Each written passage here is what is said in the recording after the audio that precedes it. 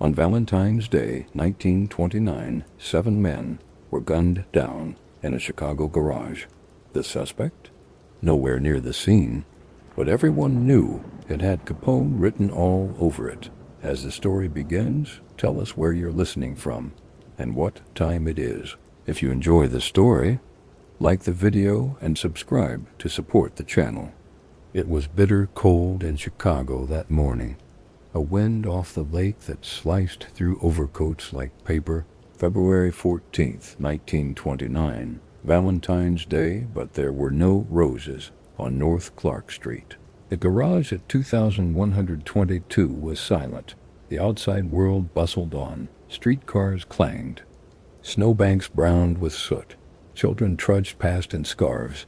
Inside that garage, 7 men lay face down, their bodies riddled with machine gun bullets. One of them, Frank Gusenberg, was still breathing, barely. His lungs gurgled as a patrolman knelt beside him and asked who had done this. Gusenberg, loyal even in death, rasped through blood. "Nobody shot me." Moments later, he was gone. It would take hours for police to count the shell casings and days for the city to process what had happened. But even before the blood dried, newspapers were already at work. Scarface's men slaughter rivals. Blared one. 7 dead in gang massacre. Read another. Capone, they said. It had to be Capone. He wasn't even in the city, 1,500 miles away. Alphonse Gabriel Capone reclined on the terrace of his rented Spanish-style villa in Miami Beach, drinking iced tea, letting the Florida sun warm the scars on his face. He smiled faintly when a messenger handed him the telegram. Done? That was all it said. It was the culmination of years of blood and maneuvering, a single flashpoint in the gangland war for control of Chicago's underworld. The victims had belonged to Bugs Moran's North Side gang, Capone's fiercest rivals, and whether he had pulled the trigger himself or not, everyone understood. This was a message, a signature written in bullets and smoke. For the public, it was the day Capone became myth. For history, it was the day Chicago truly caught fire. But to understand the storm that tore through Clark Street that morning, we need to step backward, before the tailored suits, before the bodyguards and ledgers and headlines, to a tenement in Brooklyn, and the birth of a boy whose life would one day become legend. The Capone family arrived in America in 1893, part of the massive wave of Southern Italian immigrants escaping poverty, famine, and political turmoil in the old country. Gabrielle Capone was a barber. Teresa, his wife, took in sewing and kept the home. They were respectable people, quiet, God-fearing. They settled in Navy Yard, Brooklyn, a neighborhood that stank of coal smoke and overcooked onions, where alleys ran like veins behind crumbling tenements. The American dream came slow for immigrants. Rent was high, opportunities rare, and for children like Alphonse, born in 1899, the streets became their first teacher. Capone grew up surrounded by noise, trolley bells, shouting vendors, the bark of dock foremen. He was the 4th of 9 siblings, cramped into a narrow apartment that smelled of starch and shoe polish. Outside, the neighborhood pulsed with tension. Irish gangs ruled some blocks, Jews others. The Italians, fresh off the boat, fought for scraps. At school, Capone showed promise. He was bright, curious, he liked arithmetic, but he had a temper. One teacher, a strict disciplinarian, struck him with a ruler. Capone responded by punching her in the face. He was 12. It was the last day he would ever sit in a classroom. Out of school, the street took him in. By his early teens, Capone had fallen in with a group of boys who would later become infamous in their own right. Lucky Luciano, Meyer Lansky, Johnny Torrio. But in those early years, they were just kids with quick hands and watchful eyes, running errands for older men with darker jobs. Capone was drawn to them, not just for the money, but for the structure, the code. These men had rules, respect, power. They didn't beg for work, they took it. And in the middle of all this stood Frankie Yale. Yale ran the Harvard Inn, a dive bar on Coney Island, with cheap whiskey and cheaper company. He took a liking to Capone, gave him a job behind the bar, then let him run numbers on the side. It was there, in the smoke and sweat of the back room, that Capone got the scar that would follow him forever. One night, he insulted a young woman. Her brother, a small-time thug named Frank Galusio, slashed Capone 3 times across the left cheek with a knife. It wasn't deep, but it was enough. Blood spilled onto his collar. Yale rushed him to a back room and stitched it himself. For years afterward, Capone would tilt his hat low to hide the scar. He told people it was from war or a work accident. He hated the nickname Scarface, but in time it would become his brand. A warning carved in flesh. By the time Capone turned 20, his life in New York had grown dangerous. Arrests were piling up, street wars were heating, and that's when Johnny Torrio called. Torrio had moved to Chicago, a city bursting with opportunity. Big Jim Colosimo, the boss of the city's vice rackets, had taken Torrio under his wing. But Torrio needed muscle, someone he could trust. He called the boy from Brooklyn. Capone boarded a train west. Chicago was a different beast. In New York, crime was hidden. In Chicago, it wore a badge, drank in City Hall, and laughed in church pews. The city thrived on sin, brothels, gambling, protection, and most of all, booze. When Prohibition passed in 1920, it was supposed to clean America. Instead, it made criminals into kings. Capone started small, collecting debts, watching doors, but his charisma set him apart. He was loud, generous, theatrical. He tipped big, laughed louder, he remembered names, and behind, the charm was steel. If someone crossed him, they vanished after Colosimo was gunned down in his own cafe. Torrio took over. Many whispered Capone was involved, but nothing was proved. It didn't matter. The empire was now in motion. Within 5 years, Capone had transformed from an enforcer to a kingmaker, which brings us back to 1929, to the garage on North Clark Street, to the blood pooling beneath broken bodies. The plan had been simple. Capone's men, some dressed as police officers, lured Bugs, Morin's gang, to the garage with the promise of a cut-rate liquor shipment. As the North Side men waited, Capone's crew burst in, lined them against the wall, and opened fire. No questions, no speeches, just Thompson submachine guns coughing death in mechanical bursts. Bugs Moran had been running late. He saw the fake cops enter from a distance and slipped away. It saved his life. Back in Miami, Capone maintained his alibi. He was attending a boxing match, sunbathing, playing cards with city officials. He even met with reporters denying involvement. "You can get much further with a kind word and a gun," he once said, "than you can with a kind word alone." To many Americans, he was already a villain, but to some, he was a kind of outlaw. Robin Hood, donating to soup kitchens, handing out turkeys at Christmas, paying hospital bills for strangers. But the massacre changed the tone. This was no longer business. This was war. The federal government took notice. The press turned on him. Politicians who once took bribes now distanced themselves. The public wanted justice, the city wanted peace, and for the first time, Capone looked vulnerable. The violence that had built his kingdom was now devouring its walls. In the years to come, bullets would no longer be his greatest threat. It would be paper, accountants, ledgers, a quiet man named Elliot Ness. But before all that, before prison, before Alcatraz, before the slow, humiliating decline, there was this moment, a garage, a massacre, and a name that burned across the front pages of every paper in the country. Scarface. The boy from Brooklyn had conquered Chicago, But the blood on the bricks that day would follow him for the rest of his life, a red trail that no amount of sun, money, or charm would ever wash away. The story of Al Capone doesn't begin in a nightclub or courthouse or blood-slick garage.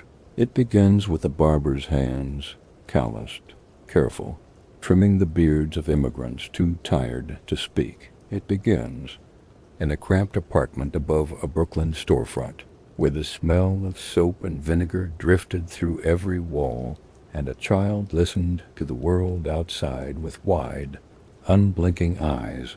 Alphonse Gabriel Capone was born on January 17, 1899, in a neighborhood built on steam and struggle, Navy Yard, Brooklyn.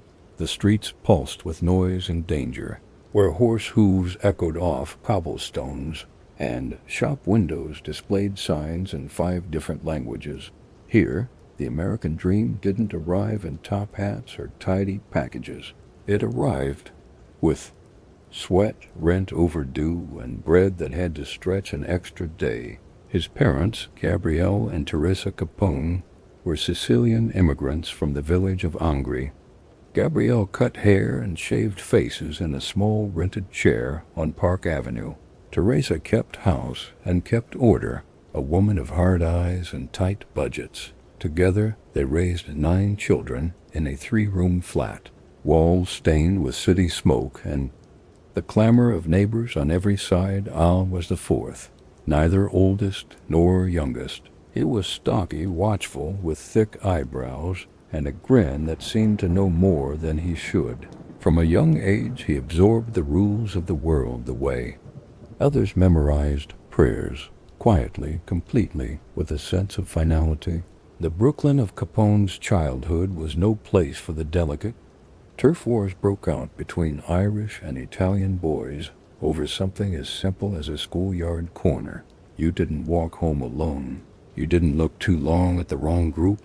You didn't wear the wrong color ribbon during a saint's festival. Violence wasn't rare. It was the rhythm of the place. Al was smart. Teachers noted it. He could add columns in his head, and his writing was tidy and precise. But he had a problem with temper and pride. At public school 133, an overworked teacher once slapped him for speaking out of turn. Al responded with a punch to the face. He was 12. That was the last day. He sat behind a school desk with no diploma, no trade, and no money. The street opened to him like a waiting hand. By 14, Capone had joined a series of loosely organized youth gangs, the South Brooklyn Rippers, the 40 Thieves Juniors, and eventually the 5 Points Juniors. These weren't childhood clubs. They were apprenticeship programs in street survival, run by older boys, funded by petty crime, and steeped in rules that made sense only to those on the inside. Capone ran errands at first, watched corners, delivered sealed envelopes, shadowed gamblers home. He listened more than he spoke, learned which businesses paid protection and which ones didn't, understood that a threat delivered with a smile traveled further than one shouted with spit and fury. It wasn't the first time Al realized that fear could be elegant. His home life stayed quiet. Teresa Capone disapproved of gangs and forbade the boys from talking business at the table. Gabrielle, ever the modest worker, looked the other way, as long as no one came home bleeding.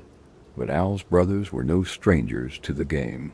His older sibling, Vincenzo, who would later go by Richard Hart and become a prohibition agent, kept his distance. But Ralph and Frank would both join Al's ventures in the years to come. For now, they were just neighborhood boys, learning how the city worked from curb level.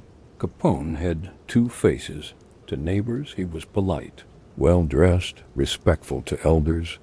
He carried packages for the grocer's wife. He joked with kids on the block.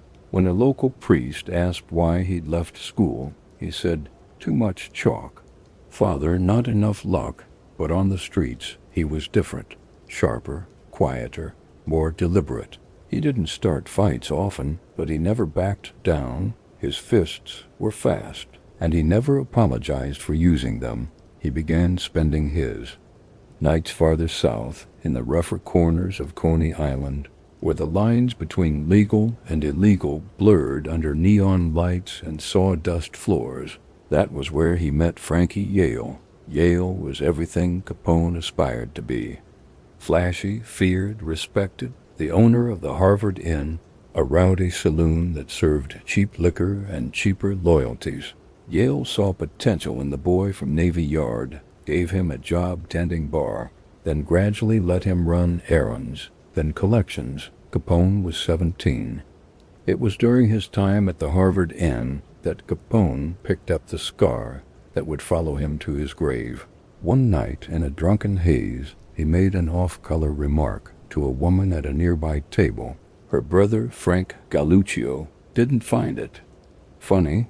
He stepped forward, pulled a knife, and slashed Capone across the left cheek. 3 wounds, one for insult, one for pride, one to make sure the others remembered. Capone staggered into the back room. Yale bandaged him himself. The next day he returned to work. He never pressed charges, never retaliated. But from that day forward, he wore his hat low, tilted just so. When people asked, he told them it was from a bar fight or from the war. Though he'd never served, in truth, it embarrassed him. To the world he became Scarface. To himself it was a mark of humiliation. Capone never forgot Yale. Even years later, when he controlled a city, he spoke of him with reverence. "He taught me what to do," Capone once said, "and more important, what not to do." But it wasn't Yale who gave Capone the blueprint for an empire that would come from another man, more refined, more calculating, Johnny Torrio. Torrio had grown up in the same streets, but carried himself like a banker. He believed in structure. In strategy, he wore glasses, read the papers, and built his crews like businesses, each man with a title, a role, and a stake. Violence, for Torrio, was not emotional. It was necessary. It was math. Capone met Torrio through Yale. The two men were close. Having worked together on various rackets along the East Coast, Torrio had recently left Brooklyn to work in Chicago under Big Jim Colosimo, running brothels and managing political payoffs. But he was always scouting new talent, and in Capone, he saw something rare, a brawler's instincts, yes, but behind the fists there was order, a brain that understood timing, the patience to wait, the willingness to do what others wouldn't. Torrio began mentoring Capone quietly, not through lectures but with observation. He invited him to meetings, let him sit in the back during strategy sessions. Occasionally he'd let Capone deliver a message, a high-risk task, given only to those he trusted. Capone never failed. By the age of 19, Alphonse Capone had a foot in both worlds. To outsiders, he was just another kid from Brooklyn, a dropout, a bartender, a brother among many. But beneath the surface, gears were already turning. The boy who once threw punches in alleyways was learning how to build a network, how to offer safety, not ask for it, how to speak softly and carry a name that made people hesitate. The streets taught him that fists could open doors. Torrio taught him that silence could keep them open, and Yale taught him that scars, visible or not, were the price of ambition. By the winter of 1919, Torrio sent word again. Chicago needed more hands. Bigger things were coming. The liquor ban had just gone into effect. Prohibition, they called it. To Capone, it sounded like opportunity. He packed his few belongings, hugged his mother, tipped his cap to the barber's chair that had paid for their rent. Then he boarded a westbound train. He was 20. In Chicago, he would become a king. But in Brooklyn, they still remembered the boy with the grin that was never quite innocent, and the scar he never wanted to explain. There's a photograph, taken years later, of Al Capone standing in the soft light of a hotel veranda in Miami. He's wearing a tailored cream suit, a cigar in his left hand, and his head slightly tilted. So the camera catches the side of his face that time and makeup couldn't smooth. The scar cuts from the corner of his mouth up toward his ear, pale, ridged, unmistakable. He's smiling, but the scar doesn't smile with him. The truth is, that scar wasn't a symbol when it was made. It was a warning, and the man it marked would spend the rest of his life learning how to make warnings louder. In 1917, Capone was still just a Brooklyn kid with a sharp tongue and a growing name in the underworld. He wasn't yet famous, not yet feared, but he was already circling the orbit of men who shaped cities. Frankie Yale was one of them.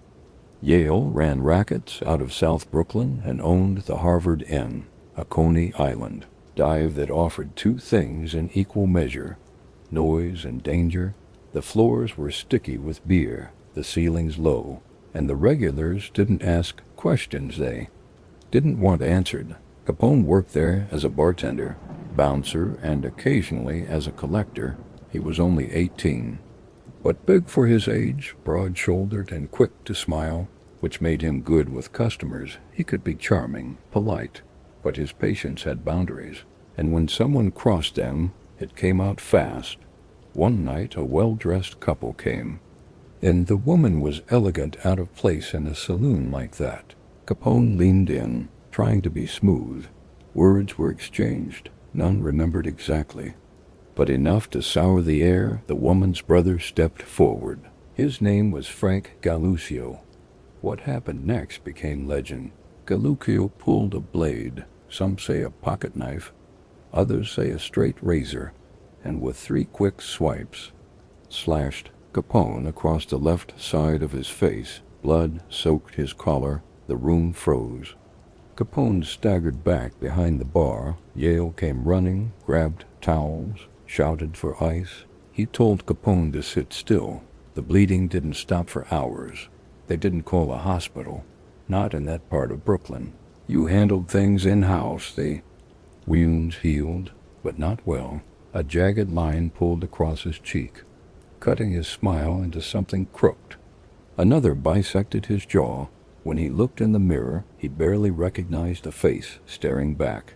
He hated the nickname Scarface. He despised reporters who used it. To friends, he'd refer to the scars as war wounds. In interviews, he'd say they came from service, even though he'd never been near the front lines. But deep down, Capone understood something that would define him for life. A scar makes you memorable. A scar makes people hesitate. Frankie Yale didn't hold the incident against him. If anything, it proved that Capone could bleed and keep moving, a useful trait in a business built on wounds. He kept Capone close, offering more responsibility, more trust. Capone watched and learned. Yale wasn't just a thug. He was a businessman in a world that respected brutality. He knew how to make men disappear, but he also knew when to shake their hand. He ran funeral homes to launder money. He kept cops on payroll. He wore silk ties and diamond pins and insisted his men do the same. Capone copied him, not just the clothes, the posture, the speech, the ritual. Yale taught him that power wasn't about noise. It was about precision. And so when Capone began taking small jobs outside the bar, he treated them like steps on the staircase. He ran packages across boroughs, collected debts from bookies too proud to pay, hand-delivered threats written in blank pages and folded knives. By 19, Capone's name was being whispered in corners of the city, far from his own block. That's when the 5 Points Gang called. The 5 Pointers weren't just street thugs. They were organized, one of the earliest true crime syndicates in New York. Their roots went back to the 1800s. Born out of Irish-Italian blood feuds and matured into a network of extortion, gambling, and muscle for hire, they wore suits and carried pistols in shoulder holsters. They made men vanish without a trace. They controlled parts of the docks, the garment district, and half a dozen corrupt ward bosses. Capone was invited in through connections, likely through Yale. Maybe Torrio. The initiation wasn't formal. You didn't get a card or handshake. You got a task. Capone passed his. At first, he ran errands, shadowed men who owed money, watched from rooftops as deals went down, but he was quick, observant, and knew when to keep his mouth shut. Soon, he was assigned as backup on hits. One job in early 1918 left him shaken. A man had stolen from a 5 Pointers Run gambling den in Queens. Not much, just a few $100, but enough to warrant a response. Capone didn't pull the trigger, but he helped wrap the body in canvas and drag it into the river. It said he didn't sleep for 2 days after, but he showed up to work the next night, wearing a clean suit, smelling of aftershave. That's what mattered. Capone was arrested twice during this period. Once for assault, another time for carrying a concealed weapon. Both cases disappeared.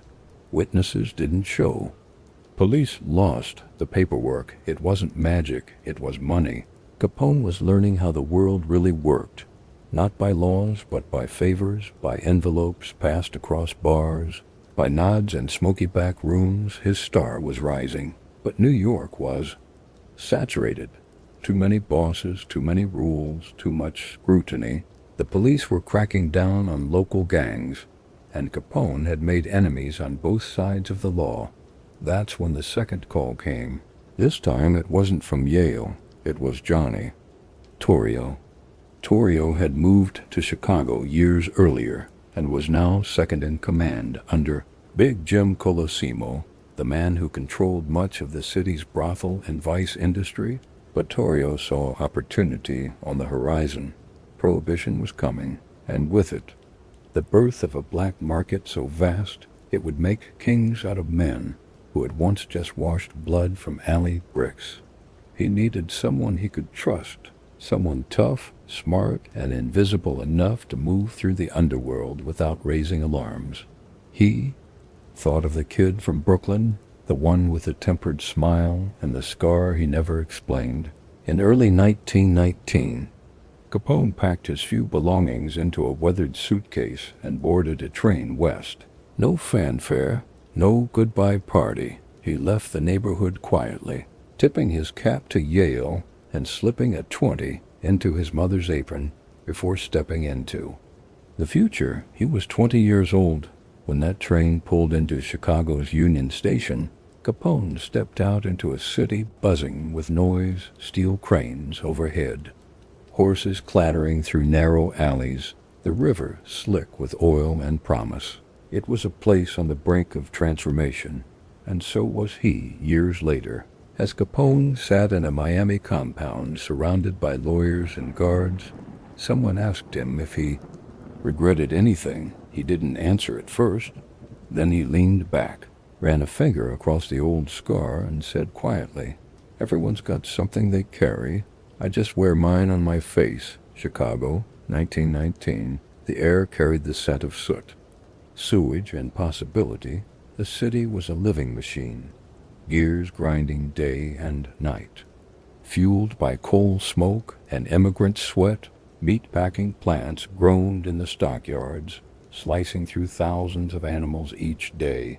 The noise never stopped. Steel clanked, steam hissed, and men shouted in a dozen languages across open markets and back alleys. It was here, in this grim and booming world, that Alphonse Capone stepped off the train. He wore a dark wool suit and carried a suitcase that held everything he owned. No entourage, no weapon. Just a 20-year-old from Brooklyn with a scar on his face and something in his eyes that made older men pause. The city didn't know it yet, but its underworld had just received its next heir. Johnny Torrio met him in a black Ford, parked outside Union Station. He didn't get out. Torrio never liked being visible, unless he had to be. Capone slid into the passenger seat without a word. The door shut. The engine rolled forward as they drove south through the loop, Past brick warehouses and rail yards, Torrio pointed things out quietly. Corners that were bought, judges that were owned, which precincts to avoid unless your pockets were full. Capone listened, nodded, absorbed. He didn't interrupt. He didn't need to. Torrio brought him to the Levee District, Chicago's unofficial capital of sin, stretching from 18th Street down to the river. It was a neon swamp of brothels, gambling parlors, and speakeasies barely pretending to be cigar shops. The police turned a blind eye. Politicians skimmed profits from every barstool. At the center of it all stood James Big Jim Colosimo, a rotund, self-styled godfather who wore silk vests and diamond tie pins the size of a thumb. He'd started small, extorting local vendors, running petty numbers, but by 1919, he owned over 150 brothels and controlled one of the most powerful vice empires in the country. Big Jim was the showman, Torrio was the architect, and Capone? He was the new blood. Torrio introduced him as Muscle, a Brooklyn boy who could keep his mouth shut and his fists fast. Colosimo barely looked up from his drink. Capone began work the next morning. At first he bounced drunks from dance halls and watched the doors of brothels. He wasn't above doing laundry or standing for hours at the edge of a building while girls counted their bills inside. He said little, observed everything. Who paid on time, who didn't, which officers came by for a visit, which politicians liked cigars, which ones liked something else. He made friends with drivers, janitors, waiters, the people others overlooked. He tipped well, remembered birthdays, never drank on the job. Within months, Torrio began using him for collection runs. Capone never raised his voice, never made threats. He simply stood there, wide-shouldered and silent. While the numbers were recited, few needed a second visit. Chicago in 1920 was teetering. In January, the 18th Amendment went into effect. Prohibition, the manufacture, sale, and transportation of alcohol became illegal overnight. Churches prayed, reformers rejoiced, but in the alleys behind corner groceries, people lined up to pay $20 for a bottle that had cost $1 the day before. The thirst didn't vanish. It multiplied. Torrio saw it immediately. He ran the math in his head, down to the barrel. If they could secure smuggling routes from Canada, bribe enough cops, and set up distribution hubs, they could move more money in a week than the brothels brought in a month. Colosimo said no. Big Jim didn't believe in bootlegging. It was risky, noisy, too fast. He liked steady profits, not headlines. He told Torrio to drop the idea. He liked his empire the way it was, quiet, profitable, predictable. He'd built it from nothing. He wasn't going to gamble it all on whiskey, but Torrio had already begun making arrangements. He'd spoken to contacts in Windsor, across the river from Detroit. He had a route mapped through Michigan down into Illinois. He had speakeasies ready to convert, and now he had Capone, someone with the instincts to enforce, but the smarts to stay invisible. There was just one problem. Big Jim Colosimo still stood in the way. On May 11th, 1920, Colosimo was gunned down in the foyer of his restaurant, Colosimo's Cafe, on South Wabash Avenue. It was early evening. The tables were set. A storm was gathering outside. Big Jim had come in alone, expecting a package. A man was waiting. One shot to the head. Police found him sprawled across the tile, blood pooling beneath his temple. No witnesses, no suspect, no weapon. Torrio was at a ball game that night. Capone was seen across town, eating with associates. The case remains unsolved to this day, but in the underworld, the verdict was clear. Big Jim had outlived his usefulness. Torrio took control of the empire within 48 hours. He moved quickly, reorganized the brothel network, cut new deals with city officials, and secured routes for incoming Canadian liquor through Detroit and Cleveland. He used warehouses in Cicero to store the barrels and used Capone to guard them. By summer the machine was running. Capone was promoted to head of security, a polite way of saying he was now in charge of keeping the wheels greased and the threats quiet. His office was a back room at a Cicero pool hall, where maps and ledgers were rolled out beside a sawed-off shotgun. He paid drivers, disciplined those who skimmed, and kept tabs on every crate of whiskey, down to the last bottle. He wasn't just muscle anymore, he was management. The money came fast. In 1920 alone, Torrio's new liquor operation netted an estimated $15 million, the equivalent of over $25 million today. Capone saw his share. He moved his family to a modest home on Prairie Avenue, bought tailored suits, started carrying cigars. Even though he didn't always like them, he still walked the streets like a soldier, but people had started calling him something else. The kid from Brooklyn, Torrio's shadow, the one with the scar. But it wasn't just about wealth for Capone. Power meant order. He liked books balanced, schedules met. No chaos, no loudmouths. If someone got too drunk, he had them escorted home. If someone shot without permission, they disappeared. He kept his ear close to Torrio, studying how the older man moved pieces like a chessboard. Torrio rarely got angry. He waited, let others show their hand first. When it came time to strike, he did so quietly, decisively. Capone took it all in and waited. In the fall of 1920. Capone sat in a quiet back room at a club on West 22nd Street, counting receipts from 3 shipments that had arrived that week.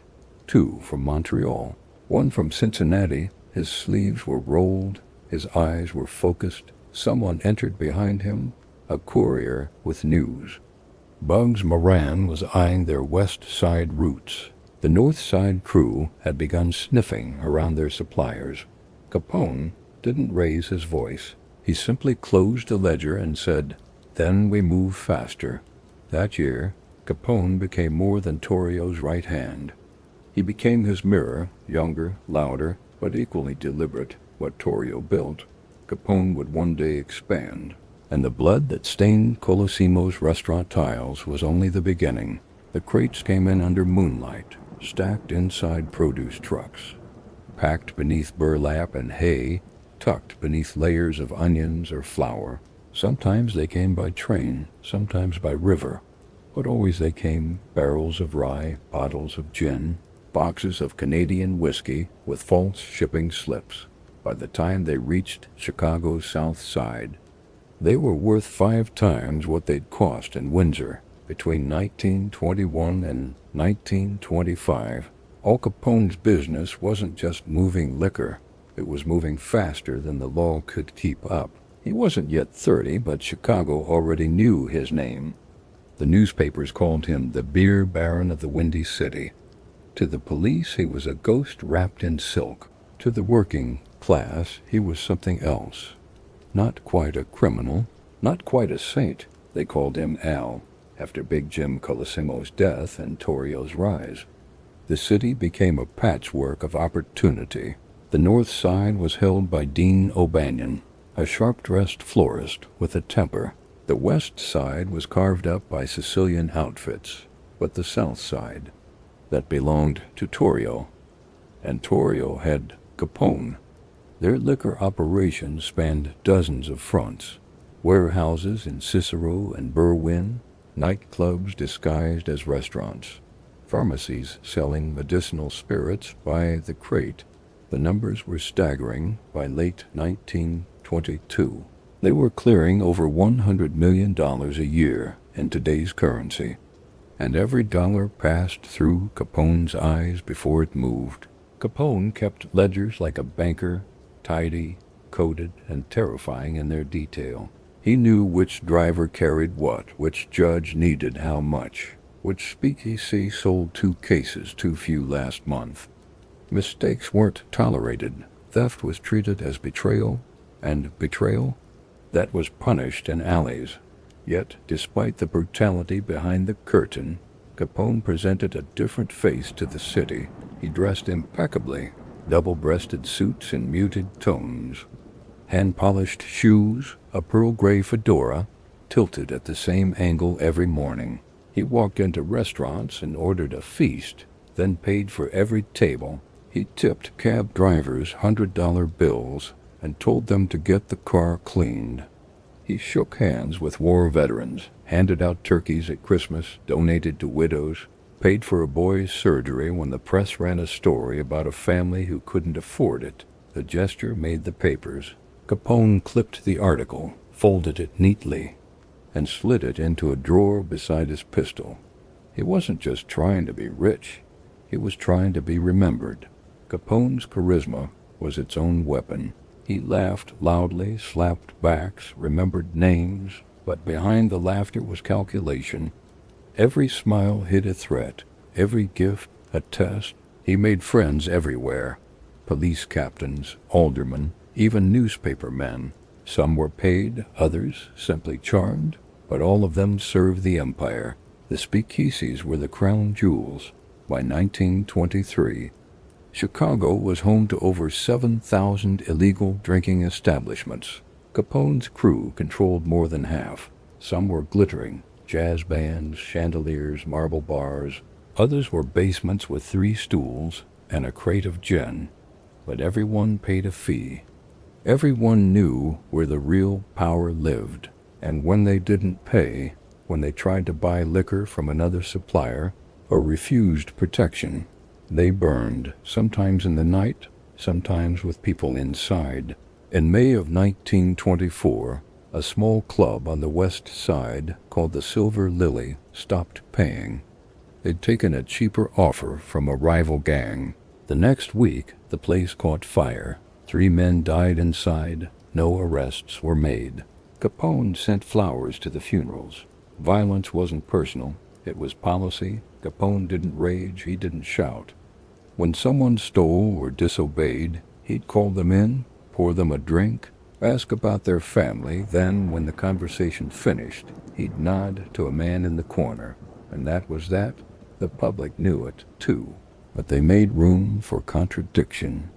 They watched Capone hand out coats to freezing children and slip envelopes to priests during Sunday service. They read about explosions in the Tribune and smiled when they saw him waving from a convertible. To many, he wasn't just a gangster. He was a protector, a dark knight for working-class neighborhoods the government had long since abandoned. But the pressure of power left no time for rest. Capone kept a grueling pace. He rarely slept before dawn. He ate in intervals, steak at 2 a.m., cold coffee at noon. He distrusted telephones and carried his own stationery. He insisted on face-to-face meetings. Every deal was to be heard directly. Every lie, read in the eyes, and behind it all, he worried, not about the police, but about rivals. Torrio had always believed in diplomacy, keeping peace among gangs, avoiding the kind of open warfare that drew federal eyes. Capone tried to honor that, but as the money grew, so did ambition. By 1924, tensions with O'Banion's North Side crew had reached a boil. O'Banion wanted more turf. He began hijacking Capone's trucks, undercutting his suppliers, and mocking him in public. The press called it a rivalry. The men in the streets called it what it was, a countdown. In November of that year, O'Banion was gunned down inside his flower shop. 2 men entered, shook his hand, and shot him in the face. Capone wasn't there. No charges were filed. But the message echoed through Chicago. There would be no negotiation. The war that followed lit the city in fire. Car bombs, drive-bys, daylight shootings outside restaurants. The streets ran with blood. And in the middle of it all, Capone kept expanding. 1 corner, 1 bottle, 1 corpse at a time. He wasn't untouchable yet, but he was getting close. Even the mayor knew it when William Holly Thompson, famously corrupt, was elected in 1923. Capone sent him a congratulatory basket with a watch A bottle of scotch and $10,000 in cash the mayor accepted. That year, Capone moved his headquarters to the Hawthorne Hotel in Cicero, a small suburb, where city laws moved slower and bribes traveled faster. He kept a suite on the top floor. Behind a reinforced door, maps of liquor routes hung beside framed family photos. In one photo, Capone held his infant son, Sonny. Beneath a tree in Lincoln Park, the boy grinned. Capone didn't. He never brought his son to work. Never let him see the clubs, the guns, the fear. To Capone, family was sacred. Business was not. But the line between them blurred more each year. By 1925, Capone was no longer Torrio's protege. He was his partner, and some whispered. His successor, when Torrio was shot in an assassination attempt that January, 2 slugs to the side, 1 to the jaw. Capone visited him at the hospital and sat for hours in silence. Torrio survived, but something inside him changed days later. He left the city and left Capone everything. The empire was now his. Bootlegging, gambling, prostitution, political protection, it all flowed upward. And Capone, the boy from Navy Yard, Brooklyn, with a 6th grade education and a scar he never discussed, sat at the top. The newspapers wrote his name with a kind of awe. Capone controlled Chicago. One headline read, Scarface, the man behind the money. Read another, but in his ledgers, he was always just A.C., 2 initials, a symbol, a seal, a man who made himself. And a storm that had only begun. The door was solid oak, lacquered deep mahogany, but reinforced with steel behind the grain. It locked from the inside with a hidden bolt. A bodyguard stood beside it, arms crossed, eyes empty on the other side. In a smoke-filled suite 5 floors above South Michigan Avenue, Al Capone sat in a leather chair that had been bolted to the floor, just in case he needed to spin fast and draw. This was Suite 530 of the Lexington Hotel. It wasn't just a room, it was a command center, a vault, a throne. By 1926, Capone had moved his entire operation into the Lexington, a 10-story hotel built in the 1890s, already fading into a haze of cracked marble and threadbare carpets when he arrived. He took over the 5th floor, installed a private switchboard, added hidden staircases, steel-reinforced doors, secret exits. Everything was watched. Everyone was listened to. Outside, the city pulsed with a strange duality, jazz clubs and bloodstains, parades and police raids. But inside the Lexington, Capone controlled the tempo. He had become the undisputed king of Chicago vice. The chair sat at the center of the room, facing both the window and the door. Capone always kept one hand on its worn leather arm, the other never far from the pistol under the desk. Paranoia wasn't a symptom, it was protocol. He rose late, usually around noon. He'd eat steak and eggs in silence, then change into a clean 3-piece suit, always pressed, always paired with a cream-colored tie and diamond tie pin. Shoes buffed, rings polished, cologne dabbed under the jawline. Every detail mattered. The public might call him a thug, but Capone curated his image like an oil painting. Precise, theatrical, and deliberate, the Lexington was both stage and fortress. Reporters loitered in the lobby, hoping for a quote. Detectives watched from unmarked Buicks parked across the street. Federal agents eavesdropped on the phones, but Capone rarely used them. He preferred face-to-face meetings. That way, he could see a man's eyes and hands. No one walked in without being searched. No one sat unless told. Even his inner circle knocked. He conducted business from a cherrywood desk, stained dark and polished to a glassy sheen. Behind it hung maps, the kind used for war rooms. Red pens for brothels, blue for distilleries, black for clubs. White pens marked political assets. Judges, police lieutenants, aldermen. Capone didn't just run a racket. He managed a government beneath the surface.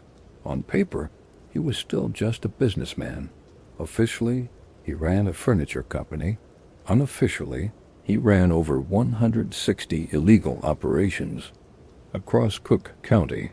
Each operation reported to someone. Each of those men reported to Capone, and Capone? He rarely left the fifth floor unless it was absolutely necessary. But he wasn't alone at all hours. The suite was populated. Bookkeepers, lieutenants, attorneys, and occasionally musicians. Capone liked music, not the frantic jazz of downtown, but slow, sentimental pieces, Italian ballads, crooner records. Some nights, he'd sit with his brother Ralph and listen for hours, sipping imported bourbon, staring through the window toward the river, silent, but the silence didn't last, because the higher you rise, the louder the whispers become. Capone had seen enough betrayal to know it was never far. He trusted almost no one, not even those who had come with him from Brooklyn. Every morning, his bodyguard swept the suite for listening devices. His food was tasted. His car, a dark green Cadillac with bulletproof glass and an armored undercarriage, was washed, searched, and warmed before he stepped inside. The threat didn't always come from the street. Sometimes it came from men who called him boss and smiled too much at dinner. In 1927, a man named Guido Fat Gus Mancinelli, a mid-level associate who ran numbers in Cicero, was caught skimming a few $100s here and there. A waitress saw something. A bartender said too much. Capone called him in. They sat across from each other, alone, in suite 530. The door shut. Voices weren't raised. Capone didn't move. When the door opened again, Gus was pale and trembling. He walked out, got into his car, and exploded 3 blocks away. Capone's rules were simple. Loyalty was life. Disloyalty was death. There were no warnings, no second chances. His crew learned quickly, and they learned well. But even a king needs a court, and Capone's was carefully constructed. There was Ralph Bottles, Capone, his older brother who handled the legitimate fronts, Frank Nitti, the enforcer, who managed the logistics of alcohol distribution, Jack Uzik, the briber, who kept city officials paid and quiet. Each man had his role. Each man knew the boundaries no one overstepped. Not if they wanted to live long. From the Lexington, Capone managed not just money, but image. He had photographers on retainer, charities on standby, lawyers ready to file injunctions at a moment's notice. He staged events, handing out blankets during winter storms, paying school teachers' salaries when the city fell behind. A gangster, yes, but a useful one. To the public, Capone was complicated. To the underworld, he was terrifying. But beneath the power, the paranoia deepened. Capone began losing sleep. He'd pace the suite late into the night, peeking through curtains, asking bodyguards if the elevator had made noise. He'd call down to the lobby just to ask who was there. He kept a .38 in the drawer, a Tommy gun in the closet. By 1928, he'd begun wearing a vest lined with steel plates. Even inside the hotel, there were days he trusted no one. Not even Ralph, not even Torrio, now retired but still watching from Florida. Capone understood what few in his position did. Power didn't rest, it stalked like a shadow. That year, his empire grew beyond Chicago. He made moves into Miami, bought a villa, paid off the mayor. But he kept returning to the Lexington, because in that room, suite 530, every whisper was measured. Every step accounted for. It was the only place he felt almost safe, almost. In the end, it wasn't bullets that would bring him down. It would be books, numbers, receipts. But inside the Lexington, surrounded by guns and silence, Capone didn't know that yet. He only knew the walls were closing in, and the chair, bolted to the floor, never stopped facing the door. There's no signature on a bullet. No return address on a corpse left slumped in the front seat of a Packard.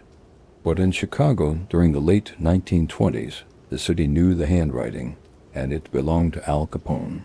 The first rule of Capone's violence was this: make it clean but never silent. He didn't shoot recklessly. He didn't gloat, he orchestrated. Like a conductor in a tuxedo, his orchestra comprised of shadows and trench coats. Every killing had its tempo, its reason, its silence after. Between 1926 and 1929, the death toll tied to Capone's operations rose so steadily that newspapers stopped trying to tally it.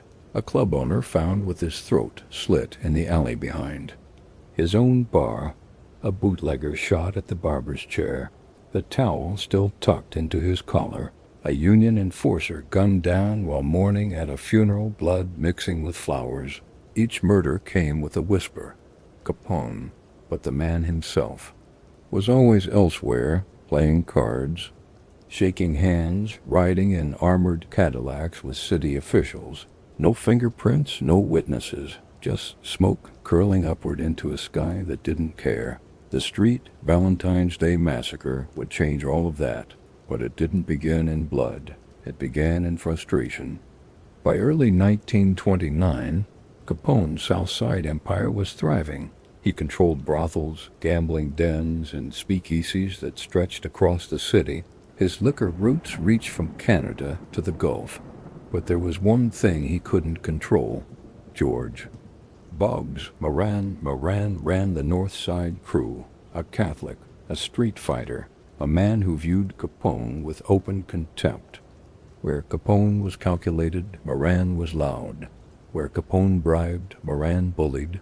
And where Capone sought a monopoly, Moran refused to yield. The two men had danced around war for years, hijacking each other's trucks, threatening suppliers, trading bullets through shadows. But Moran had made one mistake too many. He'd killed Pasquale Lolordo, Capone's ally. A respected local boss. It was a shot Capone couldn't ignore. Even Torrio, now retired in Florida, agreed. The balance had tipped. Now it was a matter of message. The plan was as cold as it was clear. Capone's men would lure Moran's top lieutenants to a garage on North Clark Street with the promise of a discounted liquor shipment. It was a well-known spot, minus 2122 North Clark, used as a distribution hub for Moran's crew. Capone wouldn't be anywhere near Chicago. He made sure of that.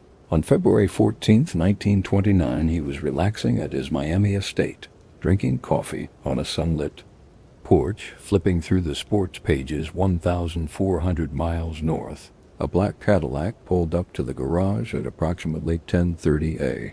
Inside were 5 men. 2 wore stolen police uniforms. 3 dressed as civilians. As they entered, Moran's crew lined up, believing it was a routine raid.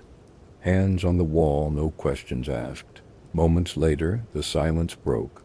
Tommy guns rattled in unison, spitting out over 70 rounds in less than 10 seconds. 7 men collapsed to the floor.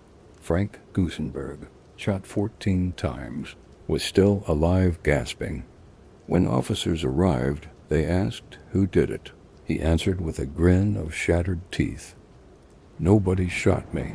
It was the most brutal gangland execution the country had ever seen, and it shattered the illusion that Capone's world was under control. For the first time, headlines screamed murder, not myth. Massacre on North Clark, slaughter without mercy. Capone's fingerprints on Chicago's heart. Of course, there were no actual fingerprints. Capone had made sure of that. The getaway car disappeared. The shooters vanished. Moran himself, by sheer luck, was running late that morning. He'd seen the cops arrive from a distance and turned back. The bullet missed him, but the story didn't. In the aftermath, Capone denied everything. From Miami, he offered statements to the press. "I don't know anything about it. They say I run Chicago. I can't even run my own family." He smirked for photographs, dined publicly. donated to a local orphanage, but the mask had slipped. The massacre sparked outrage, not just in Chicago, but across the country. Senators demanded investigations. Clergy condemned the violence. Even the president took notice. The press, once intrigued, now turned hostile. Capone, once cast as the Robin Hood of the underworld, became something else. A public menace, a tyrant in pinstripes, a butcher in a silk hat. But he didn't flinch. Instead, he doubled down on control. More bribes, more lawyers, more cameras behind closed doors. However, Capone felt the shift. Federal agents began circling. Prosecutors stopped taking phone calls. Judges who once pocketed his money now hesitated. The massacre had broken a rule. Not of crime, but of optics.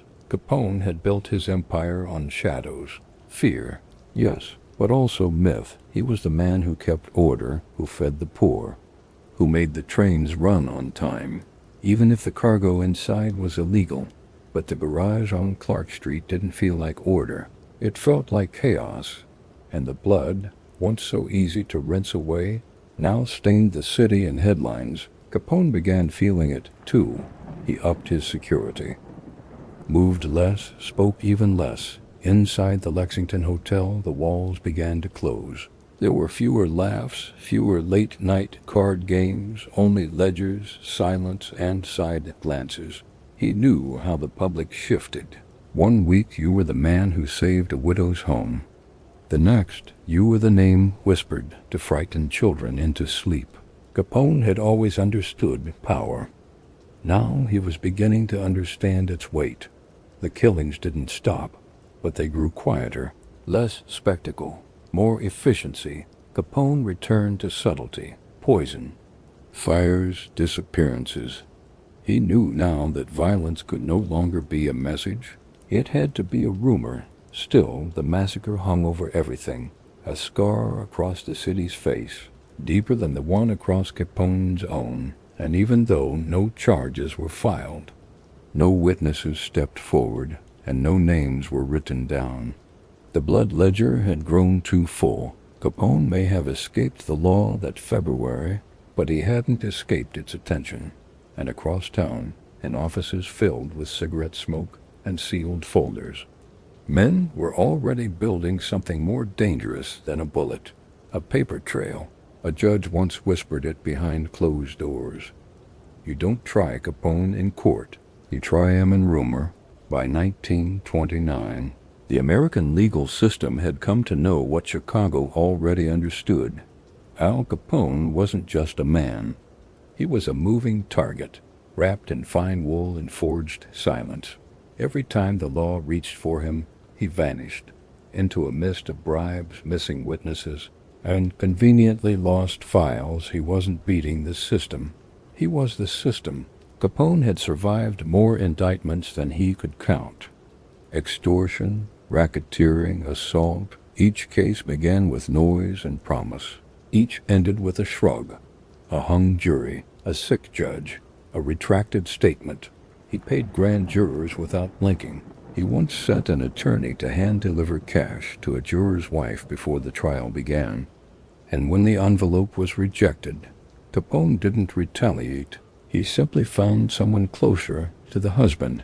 The courthouse was a performance stage, and Capone played the part well. He wore charcoal gray suits with silk lapels and carried a cane he didn't need. He greeted reporters by name, winked at the stenographer, and brought gifts for courtroom staff. To prosecutors, it was infuriating. To jurors, it was charming. He wasn't angry. He wasn't threatening. He was magnetic, and magnets pull people in before they crush them. In March of 1929, Capone was called to testify before a special Senate committee investigating organized crime and prohibition corruption. The hearing was held in Washington. Under the glare of national headlines, Capone arrived late. His excuse: a bad case of bronchitis. He wore a white suit, smiled for photographers, and tipped the doorman of the Capitol Hotel $50 just for holding the door open. Inside the chamber, Capone was all charm. He leaned forward in his seat, hands clasped, voice low and sincere. "Gentlemen," he said, "I'm just a businessman. I provide a service. The people want a drink. I make it available. I don't force anything." When asked about his income, he smiled. "I live modestly," he said. "I don't keep books." The room chuckled. The senators didn't. But Capone wasn't worried about senators. He never had been. The danger had never come from marble halls or public hearings. It came quietly from the basement offices, from the accountants, from the men who didn't carry guns but carried ledgers. Elliot Ness wasn't famous yet, not in 1929. He was a young agent at the newly formed Prohibition Bureau, assigned to lead a special task force aimed at crippling Chicago's bootlegging empires. What set Ness apart wasn't violence, it was obsession. He didn't care about Capone's myth. He cared about his math. Ness gathered a team of agents who couldn't be bought, men who didn't take gifts, didn't shake hands, didn't blink. They were called the Untouchables. The name stuck, not because it was true, but because it was rare. While Capone basked in newspaper headlines, Ness operated in silence. He tapped phones, followed trucks, traced shipments of bootleg liquor through hidden distilleries in Cicero, Berwyn, Hammond. Every address was recorded. Every bottle counted. Every dollar tracked. But even Ness knew that bootlegging charges wouldn't be enough. The real target wasn't the drink. It was the dollars. In a small office near Lake Michigan, another investigation was underway, this one even quieter. The Internal Revenue Service had assigned Frank Wilson, a meticulous, mild-mannered accountant, to a cold case file with one task: follow the money. Wilson wasn't impressed by Capone's swagger. He wasn't intimidated by his lawyers. He studied financial statements like crime scenes.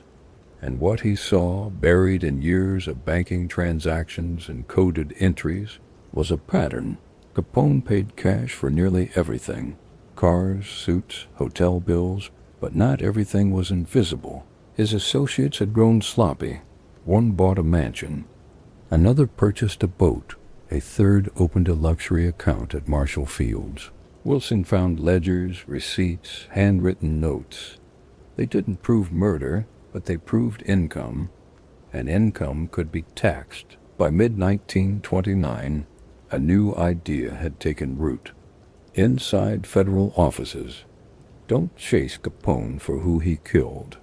Chase him for what he never reported. It was brilliant in its simplicity. No body needed, no gun, just math. The irony wasn't lost on the agents. Capone had dodged bullets and bribes for a decade. But now he faced a greater threat, an underpaid man in horn-rimmed glasses with a stack of unpaid tax forms. Meanwhile, Capone sensed the shift. He began rotating locations, no longer sleeping in the same suite more than twice a week. He sent his family out of state, burned old paperwork, replaced lawyers, but it was too late. In October 1929, Wall Street collapsed. The stock market crash sent America into panic. Banks failed, fortunes evaporated, and suddenly, men like Capone, who had flaunted wealth in a time of famine, were no longer tolerated. The public wanted heads, and the government needed victories. Capone was now more than a criminal. He was a symbol, and symbols must be brought down still. Even with the evidence stacking, the government moved slowly. Capone had friends in every corridor, judges who owed him, detectives who looked the other way.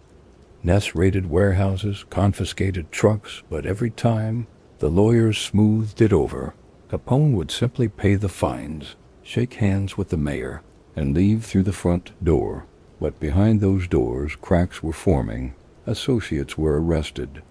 Some flipped. One bookkeeper, frightened by threats from a rival gang, walked into the federal building and asked for protection. He handed over copies of payrolls, lists of names and numbers that matched Wilson's data perfectly. The ledgers were real. The salaries were real. The tax evasion was undeniable for the first time in years. Capone couldn't laugh it off. He called meetings with his lawyers, stared at the walls, spoke less. In the mirror, the lines in his face had deepened. The scar had faded, but the eyes had changed. Harder, tired, he'd beaten bullets, but numbers were catching up. He once told a journalist, "You can go a long way with a smile, but you can go a lot farther with a smile and a gun." What he hadn't realized was that a tax form travels farther than both. The sun in Miami didn't forgive.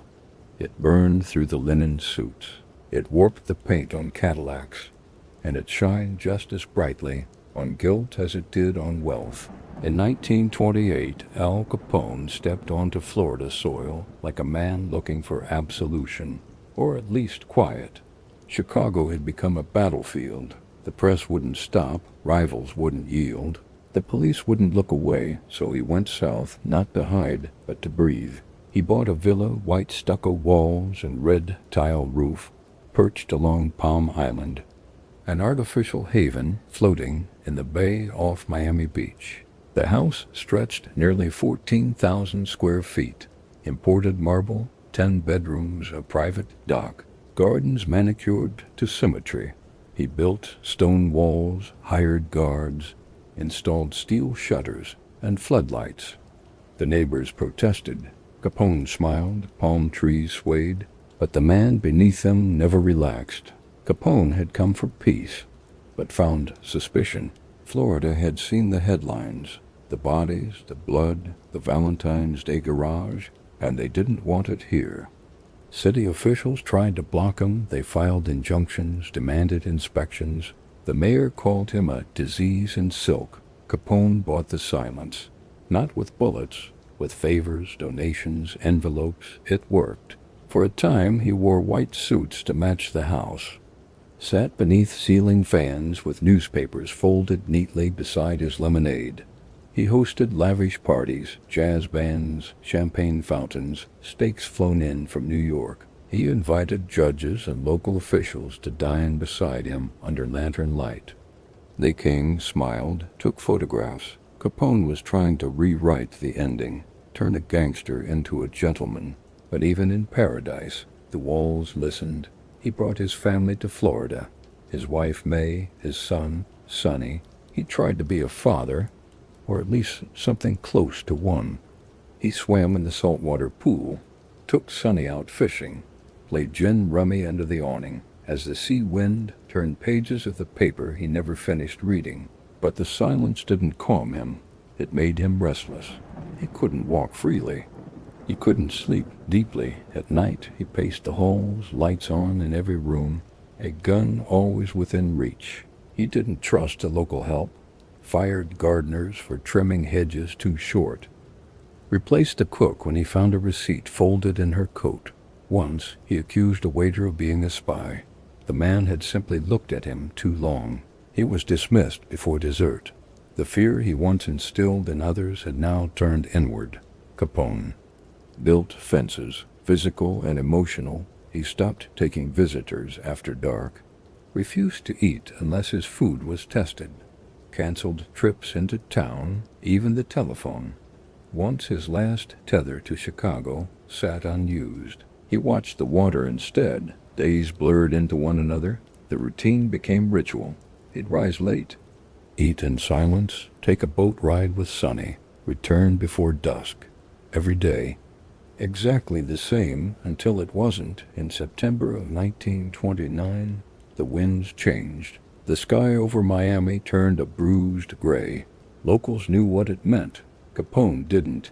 When the hurricane hit, it tore through Palm Island like a blade. The sea crept up. Onto the streets, waves broke through seawalls. Palm trees bent like straw, snapping under wind that howled like something alive. Capone stood at the windows of his villa, watching the storm rip apart his garden. His guards held the shutters. The glass bowed but didn't break. When it ended, the city was unrecognizable. Flooded, shattered, humbled. The villa had survived. Barely, but something inside Capone had not. After the hurricane, he became quieter. He stopped hosting dinners. He let the grass grow longer between trims. The pool turned green more often than blue. He still wore suits, still smoked cigars, but slower now, less frequent. The once pristine schedule faded. He forgot meetings. Repeated stories, slurred words. The doctor said it was stress. Privately, they said worse. The truth was syphilis untreated for years. It had begun its slow crawl through his nervous system. He grew erratic once. He accused a longtime associate of stealing cufflinks. He was wrong. The man never returned. Another time, he sent his guards into town to follow a bird that had perched outside his window 2 days in a row. He was convinced it was a messenger from Bugs Moran. And still the empire held. In Chicago, lieutenants kept the machines running. Rackets turned profits. Politicians stayed paid. But cracks were forming. The tax case was underway. Elliot Ness was still working. The IRS had dug deep enough to find breath beneath the stone. In Miami, Capone watched it unfold from a velvet chair. He read the headlines, underlined words. With trembling hands, he knew the walls were closing. Not with bullets, but with silence. By 1931, the villa had become a prison.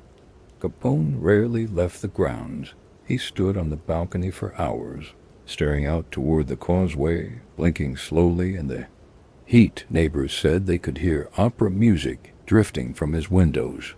Once a child claimed they saw Capone speaking to the garden statues. The police dismissed it, but those closest to him didn't. He began asking questions no one understood, asked for friends who died years earlier, talked to people who weren't.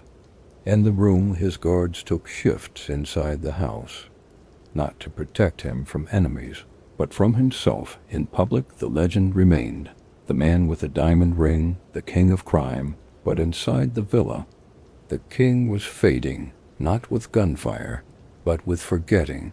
He was arrested in Miami once, a brief skirmish with local authorities. They charged him with perjury for denying he owned gambling establishments. He paid the fine, but it was a reminder. There was nowhere left to run.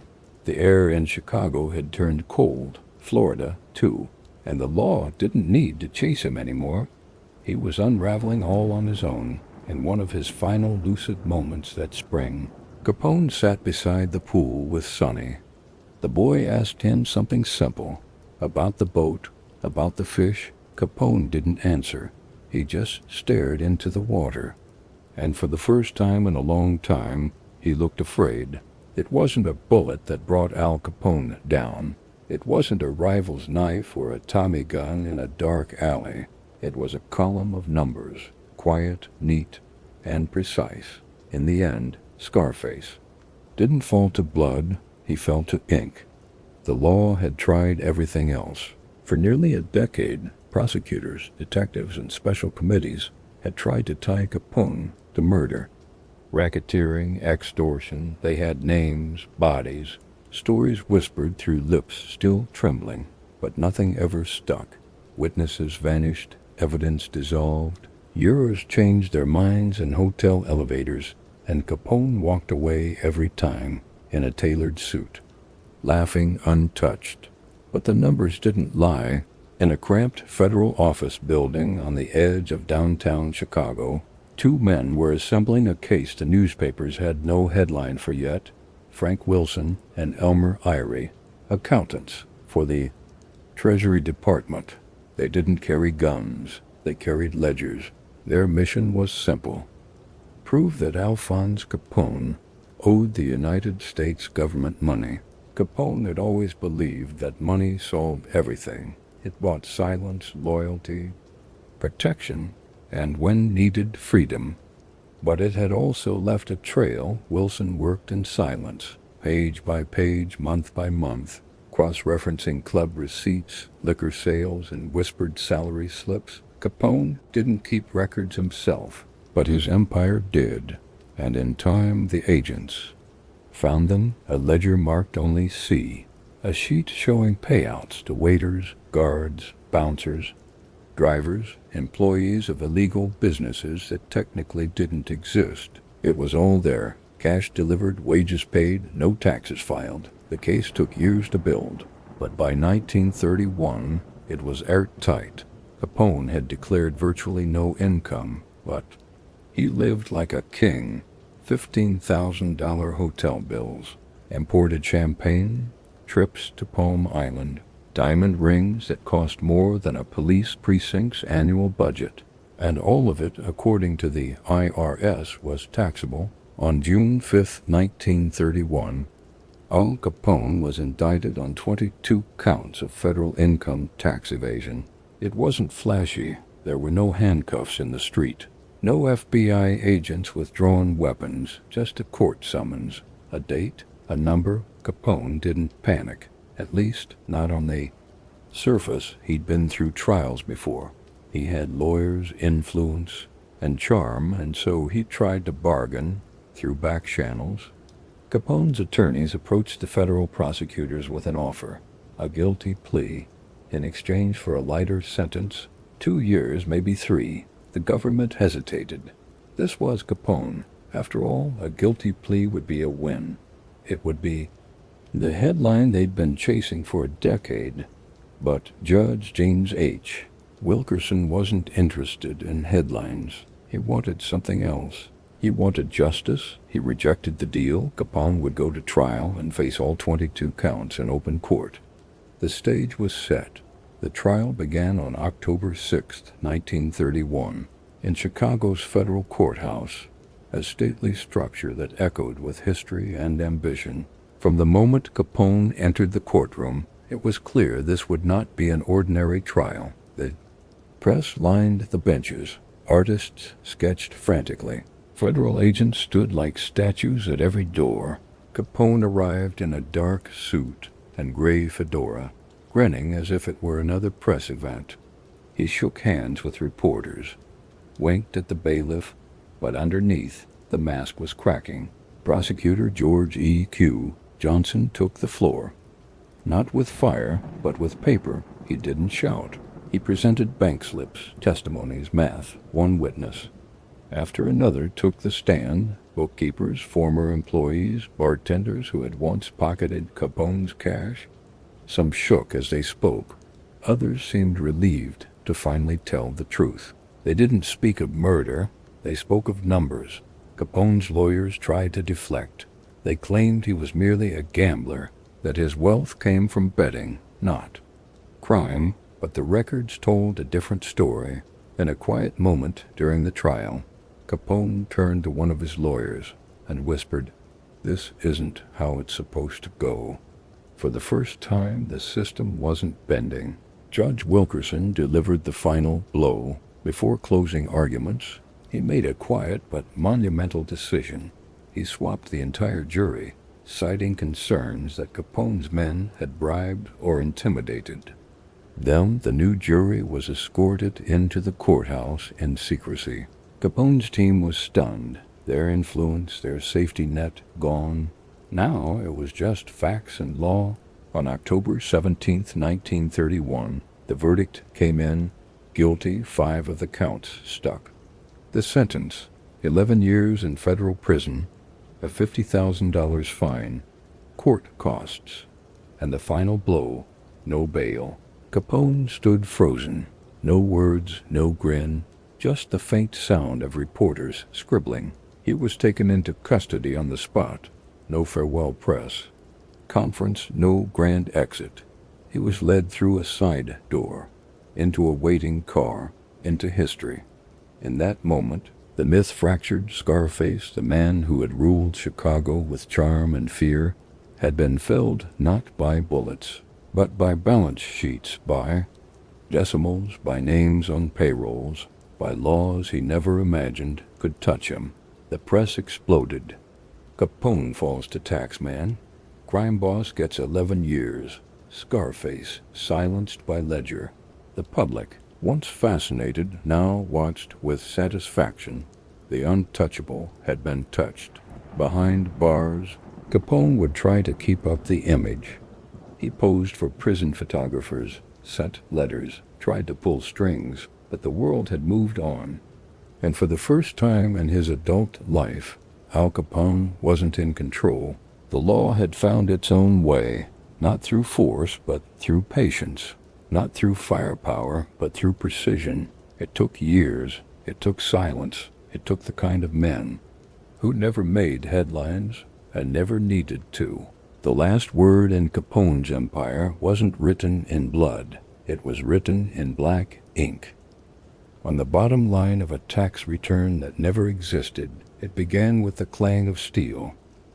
Not the sound of a bullet or a champagne glass, but a prison gate locking shut. Al Capone, the man who once ruled Chicago with charm and terror, had become something else now. He was inmate 85, stripped of his title, his entourage, his world, and soon even his name would begin to fade.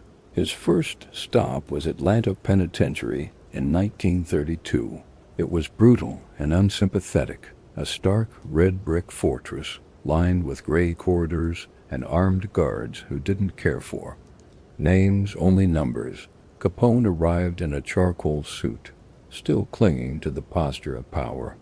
But he quickly realized influence didn't follow through the gates. Inside there were no reporters, no bribes, no phone calls that mattered. His cell was 9 feet wide. The mattress was thin. The light never truly turned off. He tried to command attention, tried to buy cigarettes, tried to call in favors. But the guards laughed. The inmates spat. The system at last had swallowed him. But it wasn't Atlanta that broke him. That came later in 1934.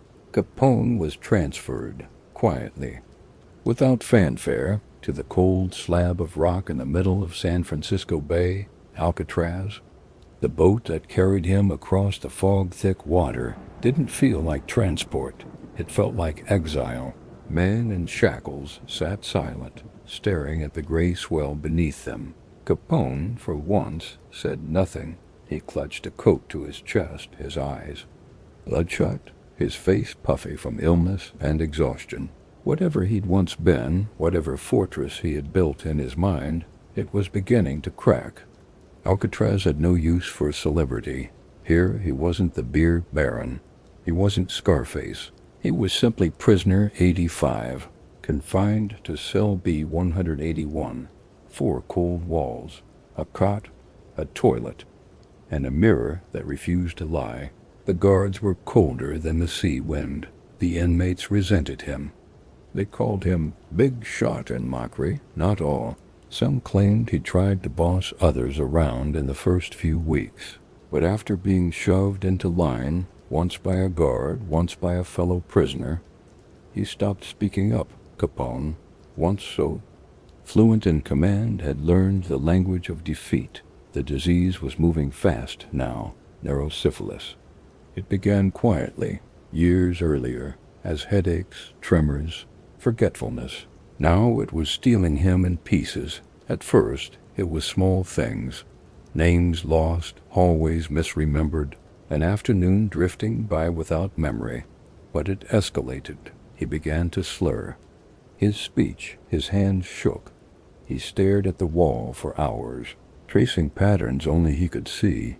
He wrote letters, long, rambling ones, some to May, his wife, some to Sonny, his son, others to people already dead, old friends, old enemies, sometimes even to his mother. The guards began intercepting them. Some were nonsense, some were poetry. All of them were desperate. He joined the prison band. They called it the Rock Islanders.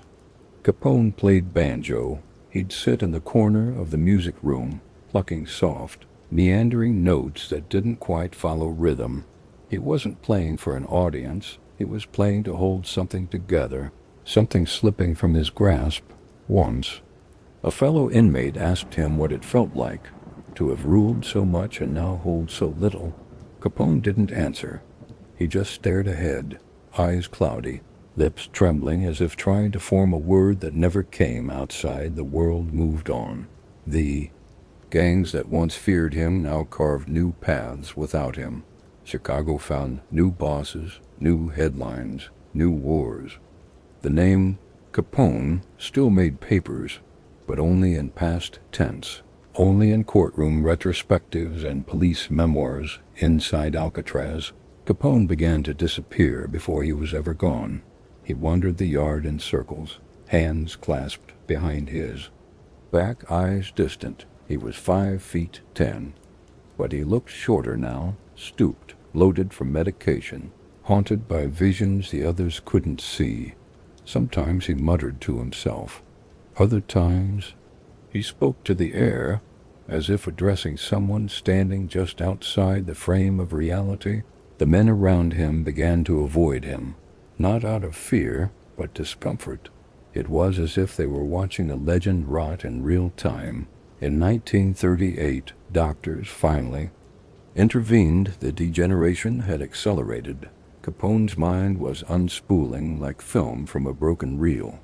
They transferred him again, this time to Terminal Island in California, then back to Federal Correctional Institution at Lewisburg, Pennsylvania. There he was placed in the hospital wing, quiet, confused, occasionally lucid, mostly not. In February 1939, he was released on parole. His sentence had been 11 years. He served 7.5, but time wasn't what punished Capone. Time was what erased him. When he returned to Miami, the villa was still there, the palm trees, the stone gates, the red roof, but the man who stepped inside was no longer a king. He was 40 years old, but moved like he was 70. He couldn't remember the names of some of his cousins. He stared at photographs, unsure whether they showed friends or ghosts. He spent his final years fishing, sitting quietly on the patio, humming tunes from the prison band. Sometimes he'd dress in his old suits, still tailored, still sharp, and sit beneath the ceiling fan with a newspaper he didn't read. He asked Sonny the same question 3 times in a row, called his wife Mama, without realizing on January 21, 1947, Capone suffered a massive stroke. He survived it, but 4 days later, pneumonia took what was left. He died on January 25th, surrounded by family in his villa, with only fragments of himself left to know it.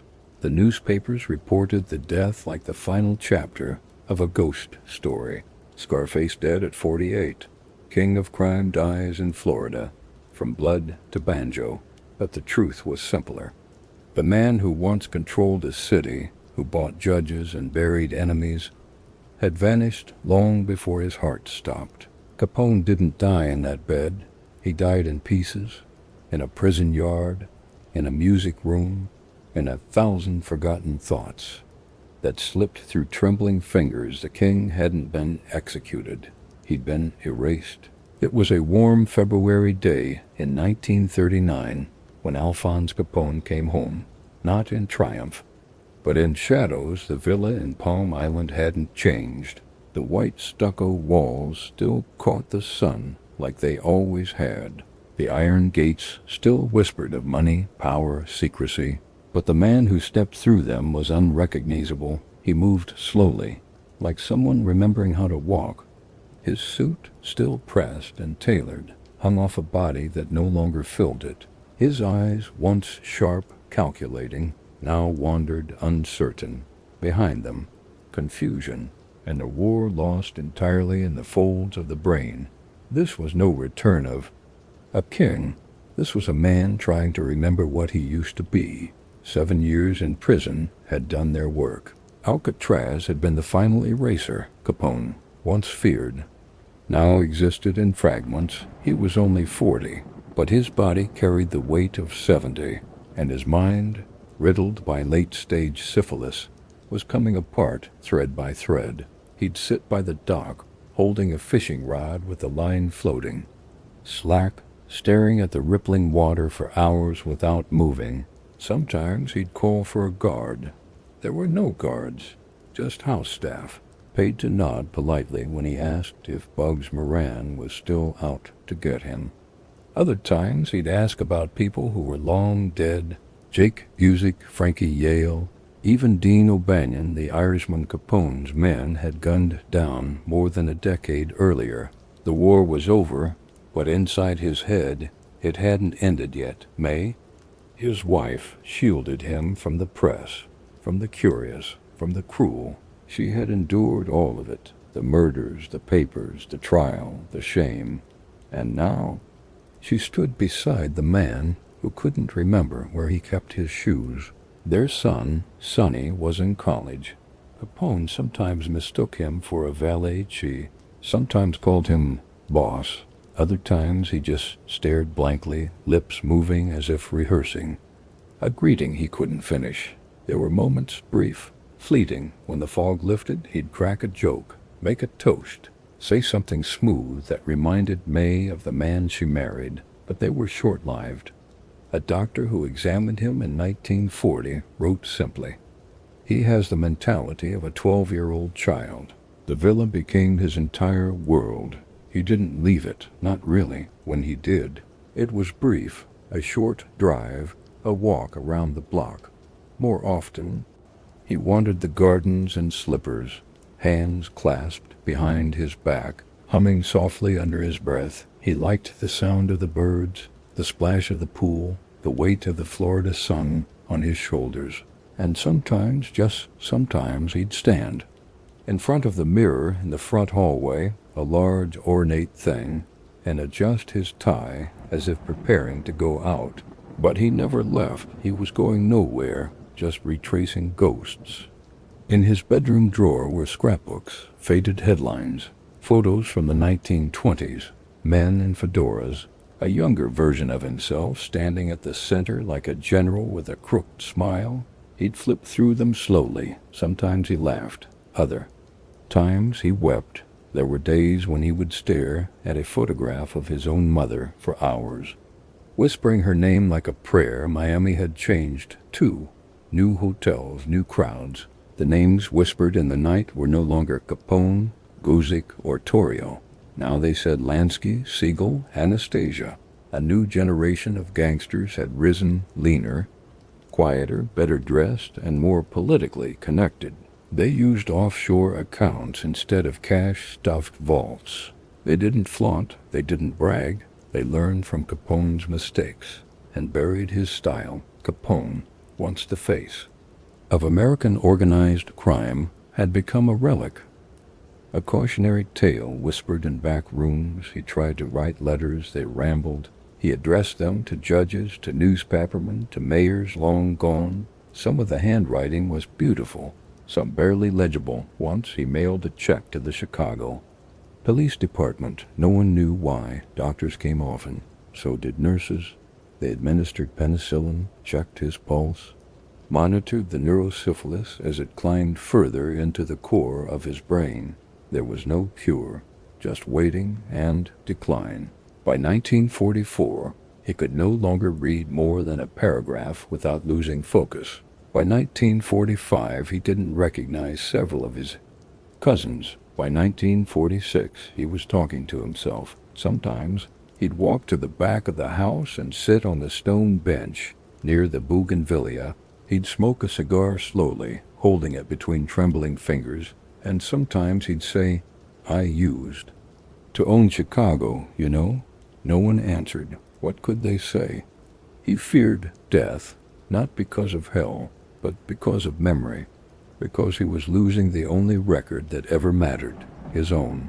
The money, the violence, the betrayals, all of it was eroding in him before the earth ever got the chance. That, in the end, was the cruelest punishment. January 21st, 1947, Capone suffered a stroke in the master bedroom. He was found on the floor, barely conscious, his breathing shallow, his skin cold. He survived it, but barely. The doctors called it massive. They said it would not be long. May never left his side in the days that followed. She held his hand, sponged his forehead, read to him from old letters. Some said he was in and out of consciousness. Others said he never woke again.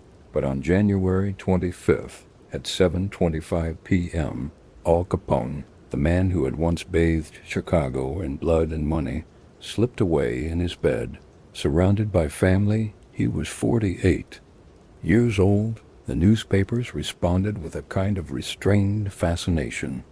Capone dead in Florida. Ex-gangster dies in obscurity. The end of an era. Some painted him as a monster, some as a myth. Most couldn't decide. His funeral was small, private. There were no politicians, no mob brass, no jazz bands, or long processions, just family and the sound of Miami wind rustling the palms. He was buried at Mount Carmel Cemetery in Hillside, Illinois, just outside Chicago. His brother Ralph would later be buried beside him. The gravestone reads, Alphonse Capone, 1899 to 1947. No mention of Scarface, no mention of crime, just a name. And the years he was here, but in the years that followed, something strange happened. Capone didn't fade. He grew, books were written, movies made. His face, that wide, smirking visage beneath the fedora, became a symbol, not of evil, not of power, but of something more American. Ambition, audacity, the high cost of empire. Children who had never heard his voice knew his name. Capone came to mean more than the man. It meant an idea. But the truth, the real truth, is simpler, quieter. He died alone, afraid, lost inside a mind that no longer served him. He feared the dark. He feared the silence. And in his final years, the streets of Chicago no longer whispered his name. The throne had been abandoned. The legend had outlived the man. And that, perhaps, is the final irony. For Al Capone did not vanish in gunfire. He vanished in slippers on a lawn chair. Under the Florida sun,